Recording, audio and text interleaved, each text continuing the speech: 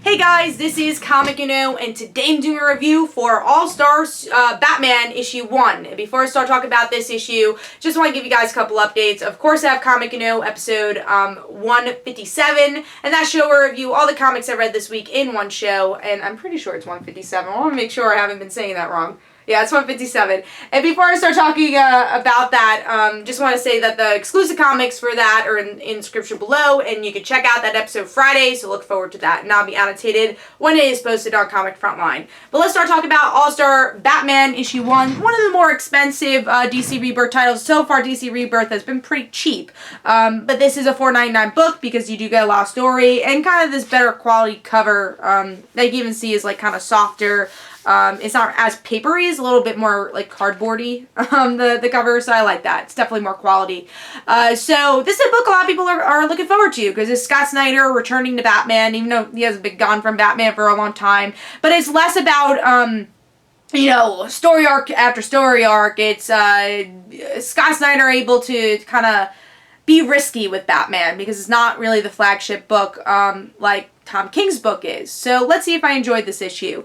I really enjoyed the cover. I actually like Romita Jr.'s art here. I still don't love his artwork, but there's not as many lines, so that worked. The interior artwork, I think, was good for Romita Jr., but not that good for artwork. Kind of took me out of the story. I think it's still really bulgy and, you know, proportions are weird and I still don't like the line work, and I think the colors are really what made the artwork for me, but still not a fan of his art style. So and here's like good examples. Too much line work there, too like bulgy type art. So overall I think it's an improvement for Romita Jr., but not a fan of it.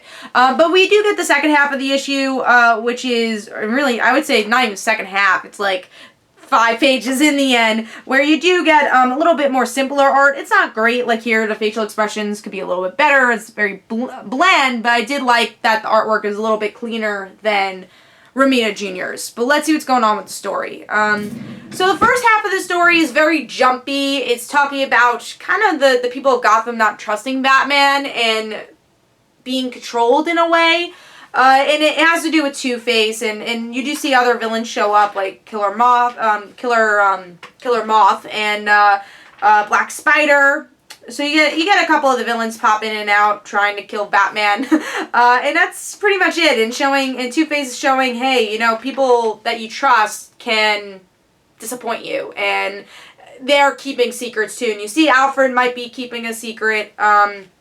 And that's the first half of the story. The second half is focusing on Duke as this new partner, which none of the books are really saying what title he has. I'm a little confused. They're like, you're not Robin.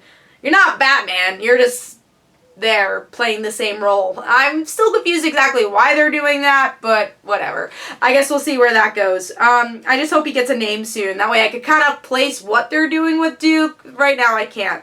But my favorite page of the whole book, honestly, was the last page. It was the last page where Batman's describing color.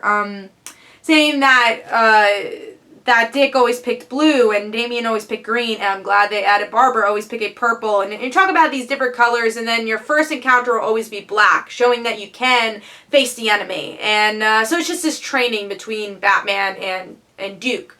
So what do I think of the issue overall? I will say there's some interesting concepts here that I like that Scott Snyder is doing. Like, again, the presentation with Duke. The story with Two-Face is kind of interesting. Some of the themes played there. But it was all over the place, this issue. The two stories don't really connect very well from what I'm seeing. Even the beginning story, there's a lot of flash forwards and flashbacks. I got confused of who the main villain was, but then you reread it and you're like, oh, it's Two-Face. And you see where they're going with it. But you definitely have to read it like twice to understand what's kind of going on, because there's just a lot of moving back and forth, and it feels like you're in the middle of an arc. It doesn't really feel like you're in the beginning of an arc, and it gets confusing because of that. And again, it is a hefty price tag, but you are getting a lot of pages for that price tag.